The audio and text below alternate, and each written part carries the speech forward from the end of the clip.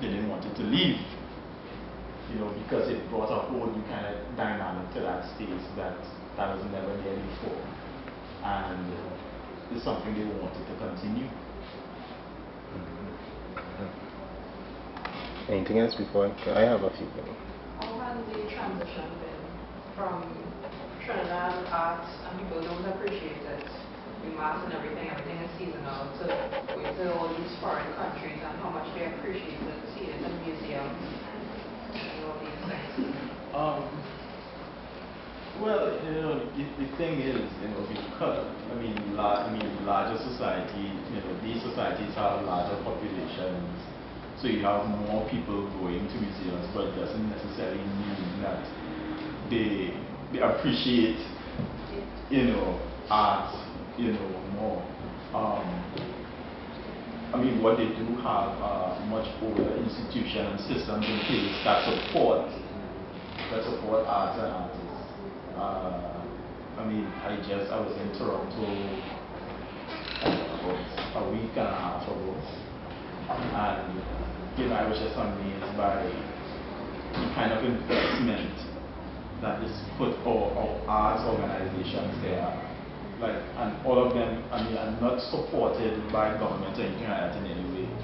There are all these initiatives that people just start on their own over time, because they realize that it's, I mean, not just that people want it, but they want to educate the public. So it's all about public education. And that's something that happens over time. You know, so they educate the public. And when the governments realize that, hey, these people are doing something, then they become more invested in it. So they start doing things like giving grants to people so they can, not so much that they can make work, but they can continue to do what they're doing. I mean, if you look at places like London, for example, the Notting Hill Carnival, which is like the biggest in Europe. The only way that happens, like a lot of the bands that come out, is not like here, I mean, where people pay to play. I mean, there are a few where people pay to play, but the bands themselves cannot operate without Arts Council funding. But there's a demand on them. You have to produce. It's like you have to get better from year to year. If you don't get better, you don't get grant funding. You know, unlike, you know, so like, I mean, I spent hours in NCBA yesterday. You know, people are always asking the government for funding, you know, to throw film, as in you having a film, but you asking the government, you know, to fund the thing, which I don't agree with. You know, you have a band, you're making thousands of dollars, but you're still asking the government to fund your band. It's like, no, if you're producing something of worth, you know, it's like, okay, I might consider funding it, but you can't be producing, making all that money, and then asking the government. So the Arts Council system is like, you have to be producing to get the money. If you're not producing, you have nothing to get.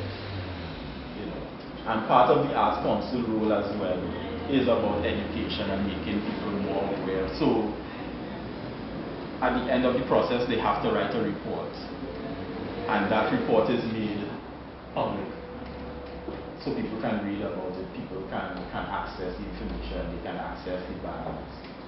They have, and the process doesn't only end during the carnival period. You know, it's something that goes on right through the year, which is why the carnival has become so successful over the years.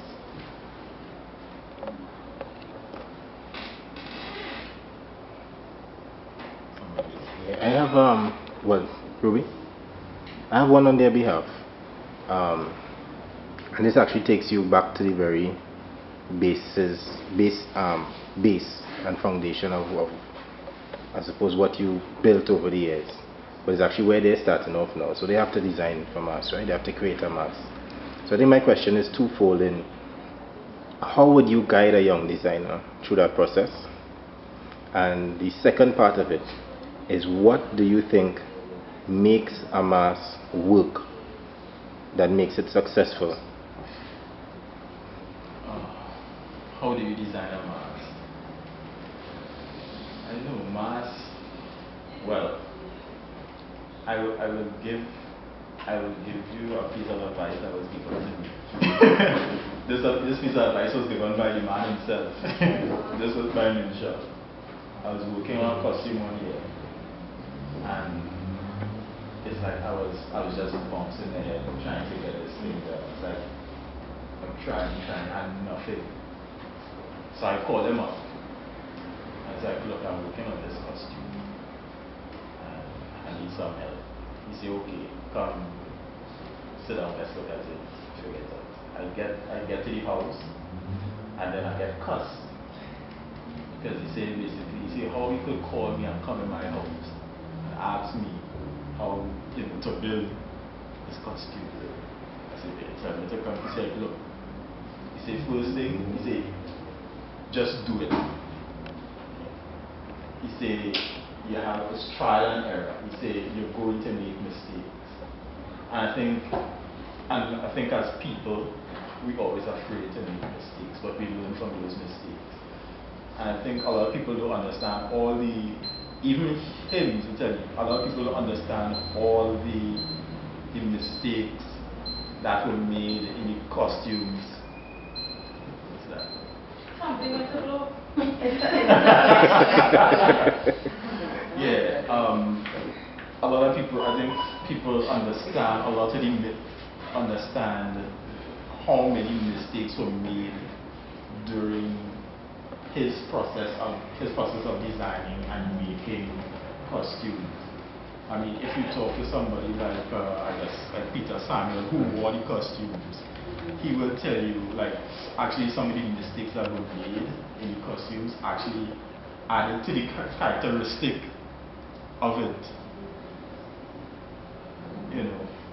But the process is on a trial and error. I mean, you go through like any design process, and you have your idea, you do your drawings. I mean, I do a lot of, like now I do a lot of maquettes. Like I build a lot of models, but building a model and building a final structure is two completely different things, because it might look okay in the model, everything might seem bad, but once you build it to scale, it takes on a whole different life, because the model not moving. Somebody has to put it on and carry it, and you might do the model, and everything look balanced and everything on the model, but once a live person is wearing that costume, like somebody has to move this thing, it takes on, and the parts are moving, so it takes on a whole different life of its own. So technically you don't know what's going to happen. You know what you would like to happen, but that may not be the case for a lot of costumes you see on the road. So it's a process of trial and error. It's a process where, I mean, doing things or challenging the way you work as well, and doing things that it's about challenging things as well and the way things are done. Because mask, like, what is mask? Mask could be anything. I mean, Strasser used to come and sit down by the savannah, for hours and not move, paint himself, he's a penny, he sit down by the savannah for hours, I mean, basically it's a performance piece, but people were able to connect with it in a very unique kind of way. Maybe other sorry. Well, I was told by someone in the industry that in order to make it big, you need to work for free. Do you believe in that? You have to work for free for this? Work for free? Yeah, like start for people in order to be investors. Do you believe in that? Work for free? I don't know, I'm trying to understand. You can really work for free. Selling costumes. Yeah, make a costume and get it all there, please, without payment. You know, that's a big name in the industry. I do agree with that. You don't? Yeah, I do agree with that. Well, the first thing is like, I personally think mass is something that should be accessible to everybody. Right? You shouldn't have to pay for mass.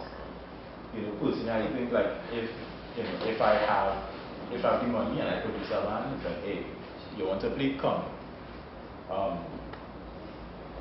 Because mass, well, at least for me, or traditionally, it was a very communal thing. You didn't pay to play. You make your costume. You come, you have a band leader, with, you have somebody with an idea. They have up a picture. And it's one of the things that helped mass evolve. So you have a design. Somebody come and see it. It's like, okay, they will leave and go and make their own costume. But they will make changes to it, to make it more them, And then your friend might say, and it's like, hey, you could do that, and they do something else, and that is what kind of helped the thing evolve, right? But that does not happen anymore. You register, you buy a very fixed thing, everybody looks the same. Still happen. Yeah, it still doesn't, but it doesn't happen in the same way. Shanice? What is your take on this the Paul and Crown they charge for costumes now? The very hefty sum that they charge for costumes now, as well as Juve, like they're trying to become like pretty mass now, where you see bands charging 500 and 600 for Juve band. And the second question is, your take on, well, they're charging all this money for costumes, and some of it, well, most of the parts they're bringing in like from China. What is your take on that?